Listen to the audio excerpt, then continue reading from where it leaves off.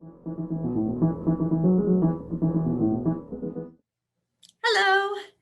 We are Greater Victoria Public Library's Arts, Culture, and Heritage Librarians. My name is Caitlin, and my friend Devin is here with me today as well.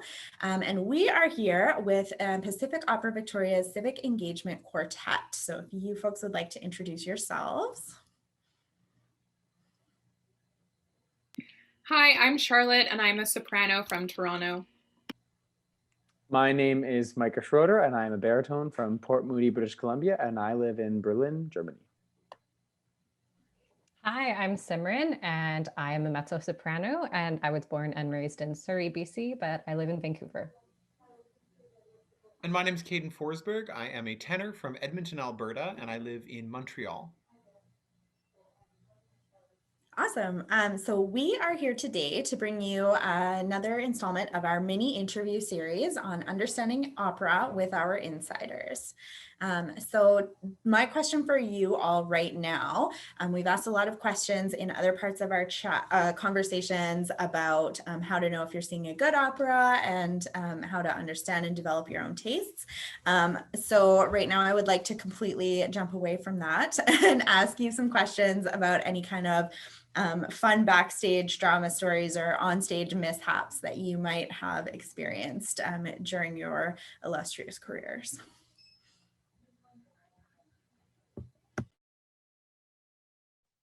I can answer, or I can start, I guess.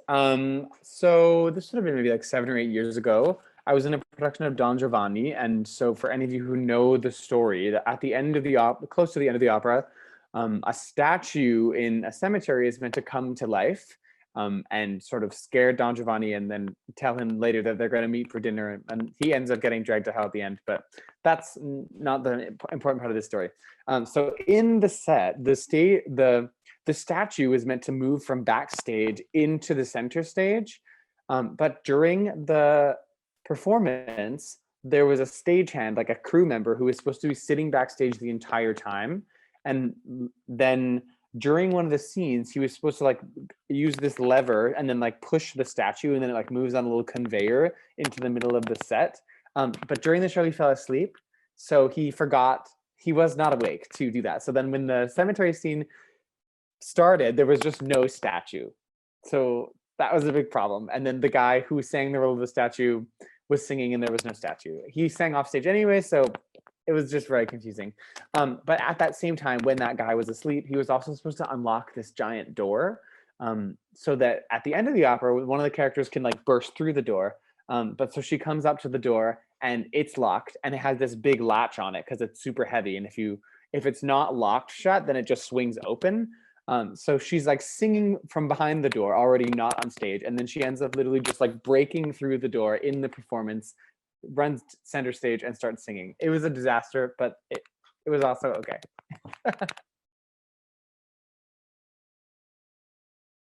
I can go. I've had like the usual singer things where you perform sick, you might black out and like not even remember that performance. But I think my most embarrassing moment is in the audience. And it was my first opera ever. I was actually seeing Don Giovanni. I was in Vienna.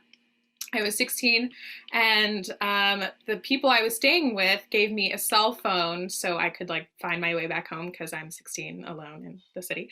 And the phone went off and it's in German and I could not turn it off. And I'm like pressing all these buttons, everyone's staring at me, could not, eventually like it turns off. And then it went again. It was awful. And please remember, like, even if you're in a different country, like figure out how to turn your phone off. Just figure that out.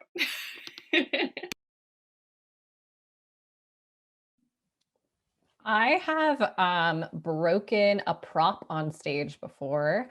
So I was in an opera called La Cenerentola, which is just the Italian version of Cinderella. So I was playing Cinderella. It was at the beginning of the opera, and I was supposed to be serving tea to someone on stage. So I had these 2 little vintage teacups. And I tripped on my big giant skirt as I was walking off stage and dropped the teacups onto the floor and they shattered. which was very unfortunate, especially because like that is a safety hazard. There's like shards of ceramic stuff all over the floor. But luckily, because I was Cinderella, I had a broom and it was like in character for me to just like sweep the floor myself. So I was just like doing housework on stage. It worked out though. It was fine. No feet were hurt. My mishap comes pre-opera, before I was singing opera and I was singing music theater. I was in Les Mis and I was Marius, and there's a scene where you're trying to get a letter to Cosette, like this, the girl you're in love with, and you're supposed to run into Eponine, right? And like give her the letter, and then she like takes off to give it to Cosette or whatever. And I walk out and there's just no Eponine. And I guess like she had got hung up in like hair and makeup or whatever because there was a transition thing that was happening.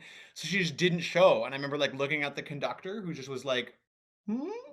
And so I was just spoke. I was like, I know Eponine will be passing through here shortly. I will leave this letter here for her to find and deliver to Cosette. And then she like walked off stage. So to, ensure the narrative still flowed. I don't know if that was the best recovery, ever, but I guess it was functional. Not pretty, just functional.